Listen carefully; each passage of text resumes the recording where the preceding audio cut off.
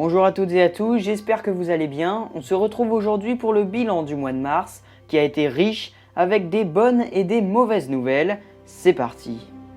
Juste avant que la vidéo commence, je vous invite à lâcher le petit like qui fait toujours plaisir. Ça prend 2 secondes pour vous et moi ça m'aide énormément, donc je compte sur vous. Si vous aimez ce genre de vidéo, alors n'hésitez pas à vous abonner à la chaîne si ce n'est pas encore fait et à activer la cloche pour être au courant de la sortie de nouvelles vidéos. Je vais essayer d'en sortir 2 par mois, donc n'hésitez pas à activer la cloche et c'est parti pour la vidéo. On commence donc ce bilan avec la NASA ou National Aeronautic and Space Administration qui a dévoilé un audio de 16 minutes où l'on peut entendre le rover Perseverance arrivé mi-février rouler sur Mars.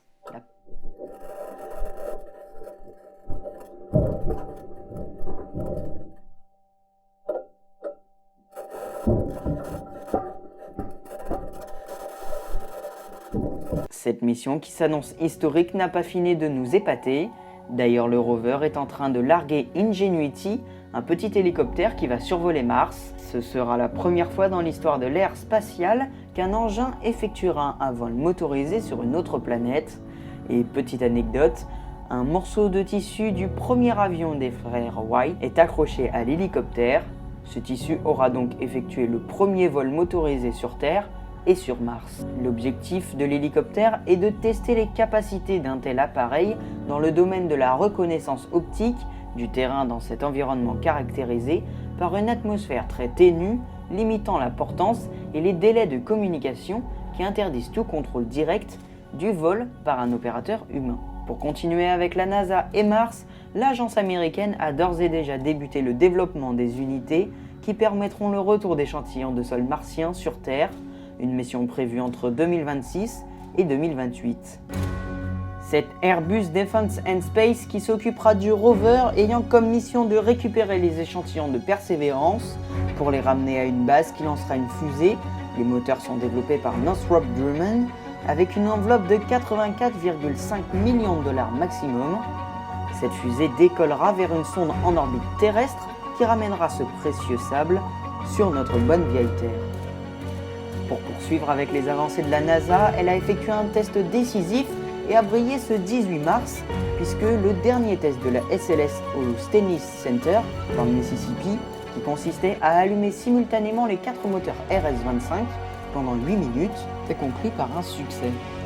Ce test réussi, la SLS va être remise en état et transférée au Kennedy Space Center pour un test statique en conditions réelles sur le pas de tir, avant de tenter un baptême de feu pour mi-2021 et sa première mission Artemis 1 pour novembre prochain, tout cela sous réserve que la situation sanitaire s'améliore. Ce mois de mars n'a pas apporté que de bonnes nouvelles à la NASA, puisque le 19 nous avons appris le décès de Glyn Luney à 84 ans.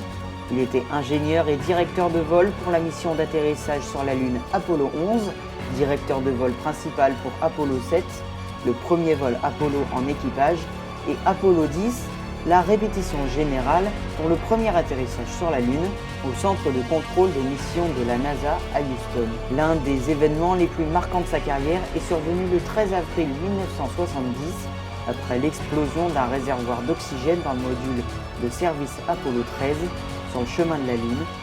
Son équipe a réagi rapidement et efficacement pour préparer les astronautes et leur vaisseau spatial à terminer une trajectoire de retour en toute sécurité autour de la Lune et à rentrer chez eux en toute sécurité.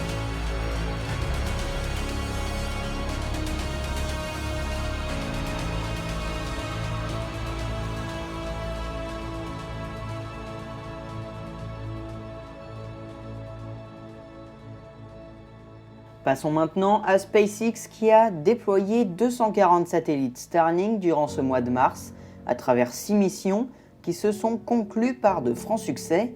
Et d'ailleurs, l'une d'elles a permis à SpaceX de décrocher un nouveau record avec le 9e lancement et récupération du premier étage B1051 lors de la mission Starlink VL21 le 14 mars dernier.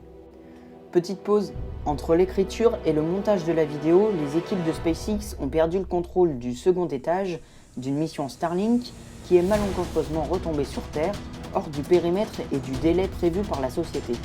Les habitants de Portland ont donc pu observer ce magnifique spectacle. Je vous laisse avec ces images.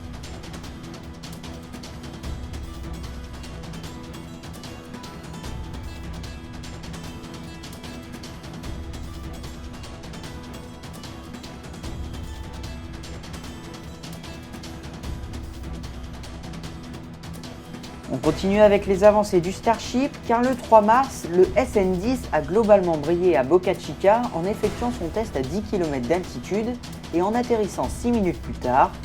Le public a applaudi donc le succès de SpaceX, mais c'est quelques dizaines de minutes après que le prototype explose. Cette explosion est due à un RUD, un acronyme pour dire que la fusée a subi un démontage rapide et imprévu, Rapid Unplanned Disassembly.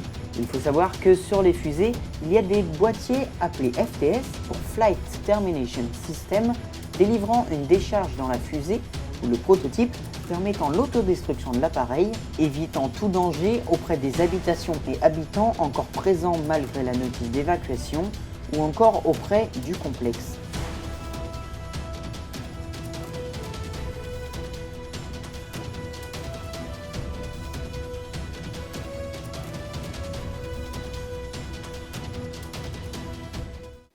En plus des tests du vaisseau Starship, la construction du premier étage Super Heavy a eu lieu entre le 18 et le 22 mars, marquant le début des tests du propulseur. Dans un premier temps, BN1 pour Booster Number 1 va déjà être démonté car au lieu d'effectuer des tests cryogéniques et statiques, ce qui était initialement prévu, la société a décidé que BN1 était utile à l'apprentissage et la vérification du bon assemblage du prototype. SpaceX a comme ambition d'effectuer le premier vol orbital dès le 1er juillet avec SN20 pour le vaisseau Starship et BN3 pour le Super Heavy. Mais pour cela, il faudra que BN2 brille à Boca Chica car on l'a vu avec SN8, SN9 et un peu avec SN10, l'imprévu est toujours possible. Pour finir, je reviens sur le Starship car juste après l'enregistrement de cette vidéo, le test de SN11 a eu lieu et c'est beaucoup moins passé que SN10. En effet, un épais brouillard planait au-dessus de Boca Chica, ce qui rendait la visibilité du public sur le Starship impossible. Les passionnés ont donc suivi le live de SpaceX qui ne donnait que des images depuis le véhicule, même le live de la société plantait de temps en temps et l'image revenait jusqu'à la 5e minute et 49 secondes au moment du rallumage des Raptors pour la manœuvre de retournement où l'image s'est figée pendant plusieurs minutes. Le live de la société s'est arrêté là et c'est grâce aux images de NASA Spaceflight que le public a pu découvrir des débris de SN11 tombés au sol. Nous avons donc tous compris que le prototype n'avait pas survécu au test. Quelques minutes plus tard, Elon Musk a tweeté ceci. On dirait que le moteur 2 a eu des problèmes lors de l'ascension et n'a pas atteint la pression de la chambre de fonctionnement lors de l'atterrissage, mais en théorie, ce n'était pas nécessaire. Quelque chose d'important s'est produit peu de temps après le début du brûlage à l'atterrissage. On devrait savoir ce que c'était une fois que nous pourrons examiner les bits, soit les données, plus tard dans la journée. Le 31 au matin, en France, nous avons découvert le corps du défunt SN11 qui a été complètement pulvérisé à côté du site d'atterrissage. Le prototype n'a donc pas explosé suite à l'activation des FTS. On fait un demi-tour du monde maintenant pour arriver en Chine, où la CNSA, l'agence spatiale chinoise, a envoyé le 11 une longue marche 7A dans l'espace pour la mission Xi'an 9 depuis le LC-201 au centre de lancement de satellites de Yanchang, situé au nord-est de l'île de Yan'an, au sud de la Chine. Cette mission consistait à envoyer un satellite de 6 tonnes 300 en orbite géostationnaire. Son nom est le même que celui de la mission, c'est-à-dire Xi'an 9. La Chine a annoncé qu'il s'agissait d'un satellite permettant la validation de nouvelles technologies. Il faut savoir que ce satellite a fait grand bruit dans le public puisque le manque d'informations conduit à la superstition que le satellite a une mission militaire. La deuxième mission de la CNSA en mars a été le lancement d'une longue marche 4C pour la mission Yaochang 3104. Il s'agit de satellites de reconnaissance militaire chinois dont le premier exemplaire a été lancé en 2006. Officiellement, les autorités chinoises définissent les satellites Yaogan comme des satellites d'observation destinés à l'évaluation des récoltes prévention des désastres, planification urbaine et expérimentation scientifique. Mais parmi le plus grand public, beaucoup estiment que compte tenu de leur orbite charge utile et le rythme de lancement, les satellites seraient en réalité des satellites de reconnaissance militaire.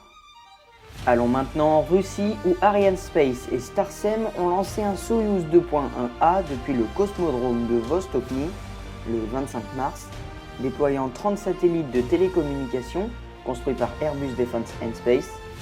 Ce déploiement est dans le cadre du projet de méga-constellation OneWeb, l'une des premières sociétés à créer une méga-constellation. Mais à l'inverse de SpaceX, avec ses satellites Starlink, la constellation OneWeb ne comptera que 600 unités qui délivreront les régions les moins desservies en service internet à partir de 2022. Pour finir ce voyage spatial, nous allons visiter la Nouvelle-Zélande avec le lancement d'Electron, la mini-fusée de Rocket Lab, le 22 mars dernier sur le pas de tir LC-1A au centre spatial Maia. Cette fusée a déployé 7 micro et nanosatellites de 6 clients différents qui auront comme mission d'observer la Terre, travailler avec l'US Air Force comme soutien direct des opérations de combat, tester des technologies émergentes ou encore fournir une connexion Internet. Durant le mois de mars, Rocket Lab a aussi fait une annonce très importante. Il s'agit de la mise en service à partir de 2024 de sa nouvelle fusée réutilisable nommée Neutron.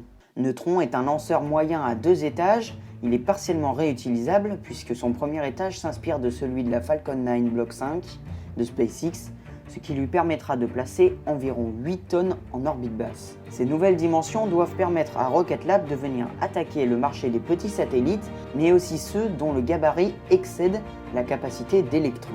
En clair, la start-up va pouvoir entrer plus directement en concurrence avec SpaceX et sa Falcon 9, ou encore Arianespace et sa Vega. On va redescendre maintenant pour aller toucher les nuages et parler d'Airbus qui a, durant ce mois de mars, arrêté la production d'A380. En effet, on se souvient qu'en février 2019, la société européenne avait annoncé l'arrêt de la production de ce géant du ciel car il n'était plus rentable et la liste de commandes se raccourcissait de plus en plus.